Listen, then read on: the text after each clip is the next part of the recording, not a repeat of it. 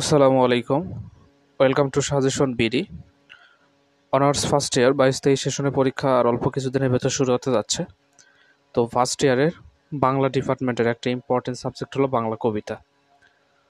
আর পরীক্ষা বেশি দিন সময় নেই হাতে যেহেতু, তো এই অল্প সময়ে কিভাবে প্রিপারেশন নিলে ভালো রেজাল্ট করা যায় এবং গুরুত্বপূর্ণ যে প্রশ্নগুলো আসার সম্ভাবনা অনেক, সে প্রশ্নগুলো নিয়ে আজকে আলোচনা করব ইনশাআল্লাহ। তো প্রথমে শুরু করছি ক বিভাগ দিয়ে। ক বিভাগে যে প্রশ্নগুলো আসার মতো, প্রথমে হলো সত্যাগ্রহ কি? সাম্যবাদী কাব্য কত সালে প্রকাশিত হয়? সাম্যবাদী কাব্যগ্রন্থে কয়টি কবিতা স্থান পেয়েছে? কামাল পাশা কোন দেশের অধিবাসী? আরেকটা বিষয় হচ্ছে, বাংলা ডিপার্টমেন্টের সকল সাবজেক্টের সাজেশন আমাদের ইউটিউব চ্যানেল এবং ইউটিউব চ্যানেলে যেগুলো দেওয়া হয়নি সেগুলো আমাদের গ্রুপে এবং পেজ দেওয়া আছে, পেজে দেওয়া আছে সাজেশন বিডির পেজ। এই পেজে গেলে সেগুলো শিট আকারে আপনারা পাবেন। তো ইউটিউবে যেগুলো আছে সেগুলো করার পর যেগুলো পাবেন না সেগুলো আমাদের পেজে এবং গ্রুপে গিয়ে সার্চ করবেন। এরপর হচ্ছে কামাল পাশা কোন দেশের অধিবাসী? খিয়াপাড়ের তরণী কবিতায় শেষ পর্যন্ত কারা খিয়া পার হয়? এই হৃদয়ের চেয়ে বড় কোনো মন্দির কাবা নেই কোন কবিতার পঙ্গক্তি? সাম্যবাদী কবিতার শেষ চরণটি কোনটি?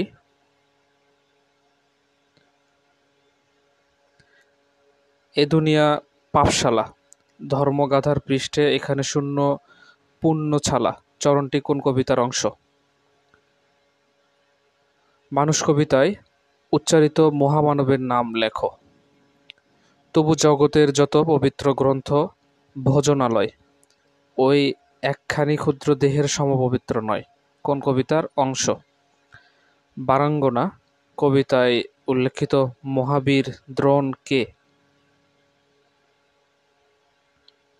বেহুলা কোন নদীতে তার ভেলা ভাসিয়েছিল? কবহুলা কখন বাংলার রূপ দেখেছিল? চাল ধোয়া স্নিগ্ধ হাত, ধান মাখা চুল, হাতে তার শাড়িটির কস্তা পার। এখানে কবি কার কথা বলেছেন? নারী কবিতাটি কোন ছন্দে রচিত? বাংলার মুখ আমি কবিতায় কবি পৃথিবীর রূপ খুঁজতে চান না কেন? ধানসিঁড়ি কি? একদিন যদি আমি কবিতায় নাটাফল কিসে করে তুলে নিয়ে যাওয়া হয়? বৈশিষ্ট্য বিচারে নকশিকাঁথার মাঠ কোন জাতীয় কাব্য? নকশিকাঁথার মাঠ কাব্যের ভূমিকা কে লিখেছেন? জসিমউদ্দিন কখন মরণোত্তর স্বাধীনতা পুরস্কার লাভ করেন? কাজী নজরুল ইসলামের বিদ্রোহী কবিতাটি কোন পত্রিকায় প্রকাশিত হয়? নকশিকাঁথার মাঠ কাব্যে বর্ণিত বিলের নাম কি? সাজুকে গায়ের সবাই কেমন মেয়ে বলে? নইলা গান কি? অগ্নিবীণা কাব্যগ্রন্থের প্রথম কবিতার নাম কি?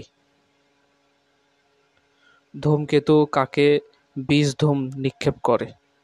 বদনা বিয়েতে কয়জন মেয়ে অংশ নেয়? দুখাই কে? নকশিকাঁথার মাঠ কাব্যের কোন অধ্যায়ে মহররমের জারি সংযোজন করা হয়েছে? আতাতুর্ক শব্দের অর্থ কি? সাত ইল আরব কবিতায় ব্যবহৃত ফোরাত নদীর অপর নাম কি? এগুলো হলো ক বিভাগের জন্য। এখান থেকে ইনশাআল্লাহ অনেকগুলো কমন আসবে। এবার খ এবং গ বিভাগের জন্য গুরুত্বপূর্ণ কিছু প্রশ্ন।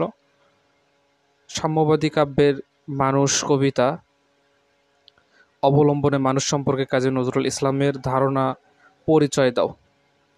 ধ্বংসের বুকে হাসুক মা তোর সৃষ্টি নব পূর্ণিমা পঙ্গক্তিটি নিহিতার্থ ব্যাখ্যা করো। হত্যা নয় আজ সত্যগ্রহ শক্তির উদ্বোধন ব্যাখ্যা করো। তো এর ভেতরে হচ্ছে হত্যা নয় আজ সত্যাগ্রহ, এই প্রশ্নটা অনেক ইম্পর্টেন্ট। ছিন্ন খঞ্জনার মতো ইন্দ্রের সভায় কে কেন নেচেছিল? তখন বাংলার প্রকৃতি তাকে কিভাবে সাহায্য করেছিল? জীবন অথবা মৃত্যু কবিতার ভাববস্তু আলোকে জীবনানন্দ দাশের অভিব্যক্তি আলোচনা করো। এই প্রশ্নটা ইম্পর্টেন্ট। মানুষ কবিতা অবলম্বনে কাজী নজরুল ইসলামের মানবিক দৃষ্টিভঙ্গি পরিচয় দাও, এটাও ইম্পর্ট্যান্ট। মানুষের চেয়ে বড় কিছু নেই, নহে কিছু মহিয়ান, ব্যাখ্যা করো, এটাও ইম্পর্ট্যান্ট। মূর্খরা সব শোনে, মানুষ এনেছে গ্রন্থ, গ্রন্থ আনেনি মানুষ কোনো, কবির এ উক্তি কারণ ব্যাখ্যা করো। জ্ঞানের লক্ষ্মী, জ্ঞানের লক্ষ্মী শস্য, লক্ষ্মী নারী, সুষমা লক্ষ্মী নারী, ওই ফিরেছে রূপে রূপে সঞ্চারী, ব্যাখ্যা করো। মৃত্যু সম্পর্কে জীবনানন্দ দাশের উপলব্ধি স্বরূপ ব্যাখ্যা করো। নকশিকাঁথার মাঠ কাব্যে কোন সমাজের পরিচয় মেলে?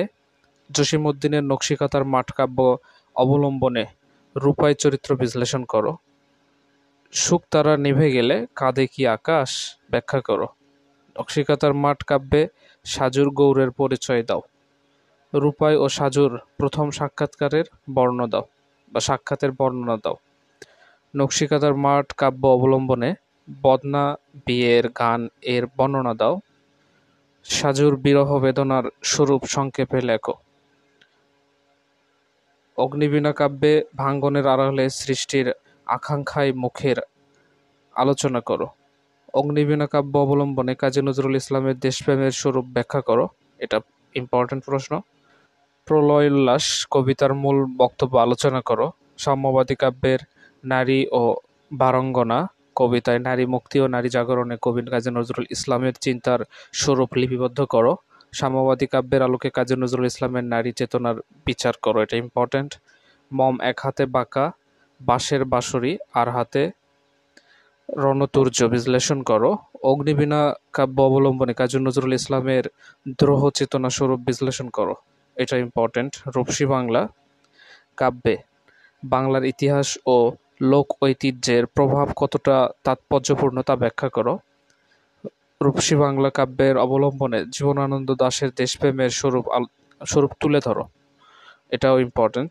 ধ্বংস থেকে ভয় কেন তোর, প্রলয়ে নূতন সৃজন বেদন, পঙ্ক্তিটি ব্যাখ্যা করো, এটা ইম্পর্টেন্ট।